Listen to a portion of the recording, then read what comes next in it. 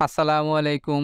একই কনটেন্ট অথবা একই পোস্ট আমরা ২ টা ফেসবুক পেজে অথবা ২ টা ফেসবুক প্রোফাইলে পোস্ট করার জন্য কোলাবোরেটর করি। কোলাবোরেটর করার সময় আমরা যখন আমাদের পরিচিত ফেসবুক প্রোফাইলের লিঙ্ক অথবা ফেসবুক পেজের নাম লিখে সার্চ করি তখন কিন্তু সেই আইডি গুলো বা প্রোফাইলের নামগুলো শো করে না। এজন্য কিন্তু আমরা কোলাবোরেটর করতে পারি না। এই প্রবলেমটা সলভ করার জন্য আপনি ভিডিওটা কন্টিনিউ করুন। তো এই কাজটি করার জন্য ১ম এ আপনি যেকোনো একটি ব্রাউজারে চলে আসবেন। তো আর আপনি যদি মোবাইল ফোনের মাধ্যমে এই কাজটি করতে চান তাহলে আপনার মোবাইল ফোনের ক্রোম ব্রাউজারে আসবেন। তারপর এখানে সার্চ করবেন ক্রিয়েটর স্টুডিও। তারপর আপনি এই 3 ডট আইকনে একটা ক্লিক করে দিবেন। এইখান থেকে আপনি ডেস্কটপ সাইট করে নিবেন। তারপর আমি এখন পিসির মাধ্যমে যেই কাজগুলো করব আপনি মোবাইল ফোনের মাধ্যমে এই কাজগুলো করে ফেলতে পারবেন। আমার যেই ফেসবুক প্রোফাইলটি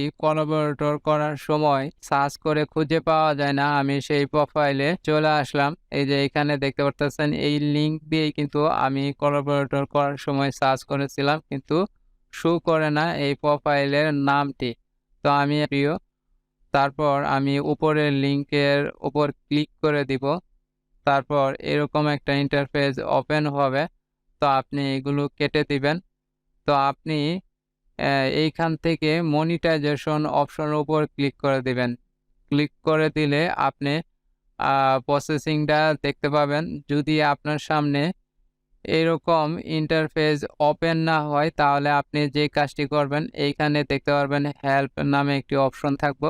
এইখান থেকে আপনি সুইচ ক্রিয়েটর স্টুডিও করে নিবেন। তারপর আপনি এই অপশনটা দেখতে পাবেন। এই অপশনটা যখন আপনার সামনে আসবে তখন ডান পাশে দেখতে পাবেন ব্র্যান্ডেড কনটেন্ট। তো আপনি এখানে সেটআপ অপশনটি দেখতে পাবেন। এই সেটআপের উপরে একটা ক্লিক করে দিবেন। ক্লিক করে দেওয়ার পর আপনি সিলেক্ট পেজের উপরে একটা ক্লিক করে দিবেন। তারপর আপনি চাইলে আপনার প্রোফাইলটিকেও এড করাতে পারবেন কোলাবোরেটর করার জন্য এবং আপনার যে ফেসবুক পেজ আছে সেইগুলোকেও আপনি এড করাতে পারবেন। তো আপনি এখন এইখানে সিলেক্ট করে দিবেন। তো আমি ধরেন এটাকে সিলেক্ট করে দিলাম। সিলেক্ট করে দেওয়ার পর আমি সেন্ড এর উপরে একটা ক্লিক করে দিলাম। তারপর আমি ওকে তে ক্লিক করে দিলাম। তো আপনি এইভাবে আপনার ফেসবুক প্রোফাইলটিকে কোলাবোরেটর করার জন্য এড করে ফেলতে পারবেন এবং যে কারো ফেসবুক পেজে পোস্ট করার সময় আপনার পেজের সাথে এড করে ফেলতে পারবে একই কনটেন্ট। তারপর আমার কিন্তু কাজ